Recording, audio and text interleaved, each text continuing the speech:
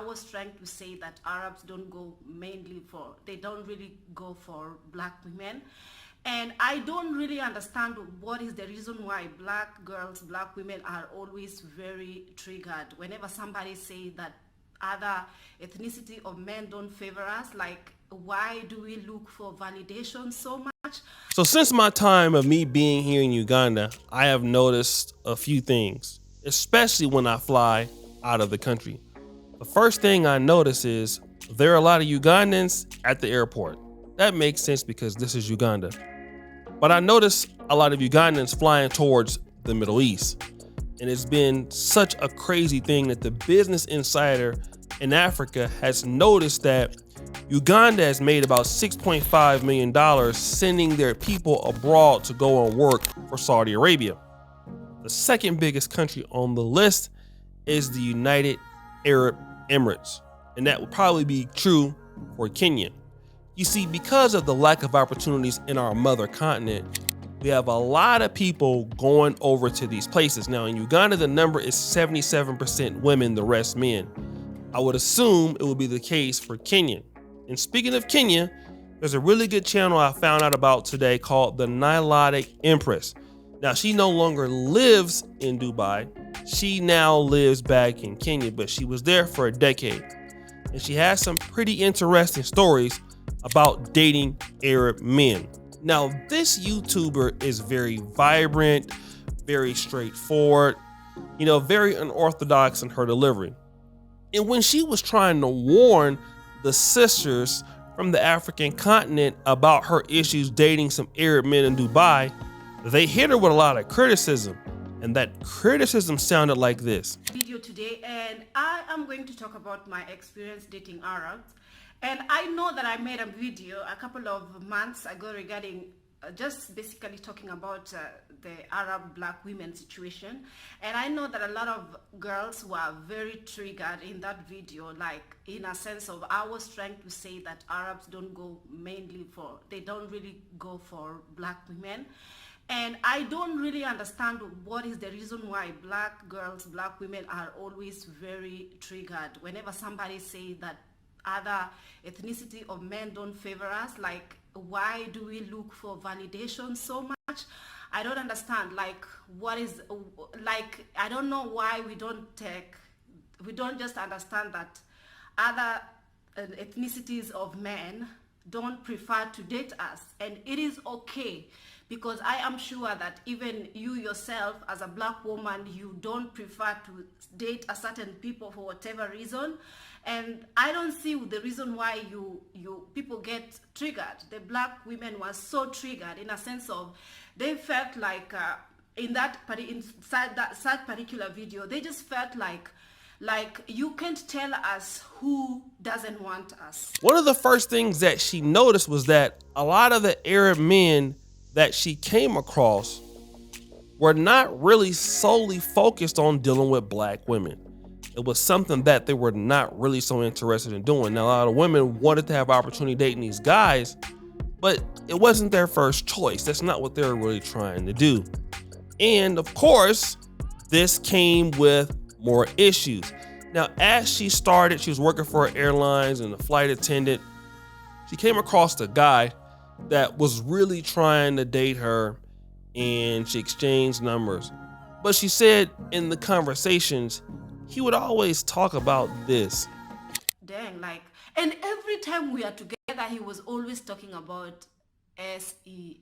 I don't want my channel to be demonetized for saying this kind of words. YouTube is a prude. YouTube is freaking prude.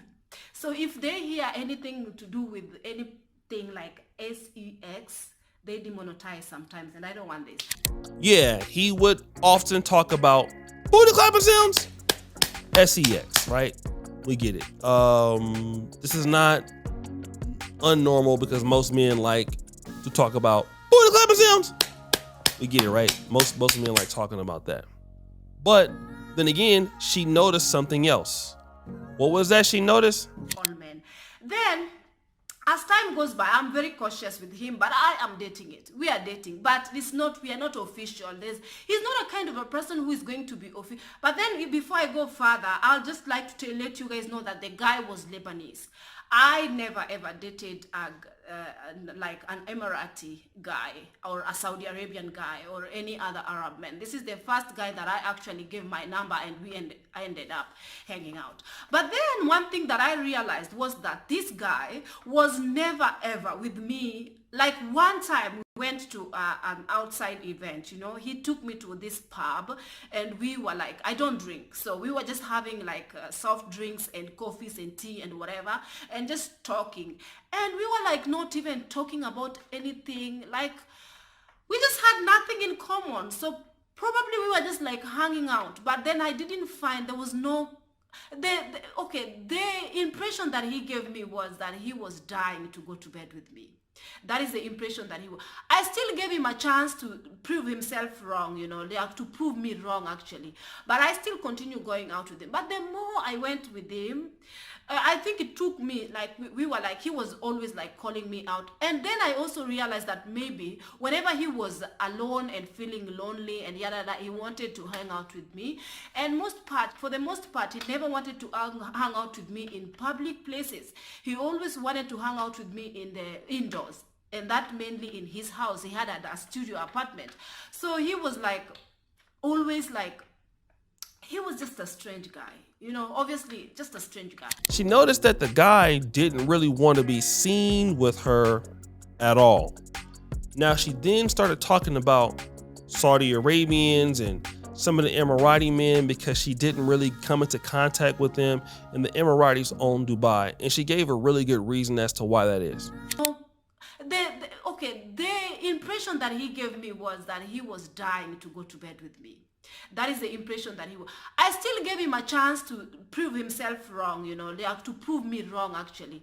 But I still continue going out with him. But the more I went with him, I think it took me, like we were like, he was always like calling me out. And then I also realized that maybe whenever he was alone and feeling lonely and yada yada, he wanted to hang out with me. And for the most part, he never wanted to hang out with me in public places. He always wanted to hang out with me in the indoors. And that mainly in his house. He had a studio apartment. So he was like, always like, he was just a strange guy. You know, obviously just a strange guy. And then he was driving this convertible that he was always so excited to come pick me up in this convertible red saloon car. Guys, I'm not aware with cars, but I just know that the car didn't have a roof. That's all I knew. And when I was in there, my wind was blowing my weave. And, you know, and he was showing off with this loud music. And I was just like feeling very clingy, you know, like cringy. Is it cringy or clingy? Yeah. And I was just like, dang, like, and every time we are together, he was always talking about sex. I don't want my channel to be demonetized for saying this kind of words. You know, YouTube is a prude. YouTube is freaking prude. So if they hear anything to do with anything like sex, they demonetize sometimes, and I don't want this. So you guys, and then he was just always talking about this, and then he was dying to kiss me. He was dying to like just get in there and start being naughty with me and stuff like that. But then I was just asking myself, what is the reason why this man is never outside in public places with me? And then it came to me, to my realization, and this is in the most part of it all. If you see, like, I know, oh well, I'm not talking about the Arab Emiratis. Forget it. They don't date. They date within themselves. You know, they date their own. Whether be it their cousins, their whatever, their family members, whatever. They keep in the bloodline. That is why they are only 2% of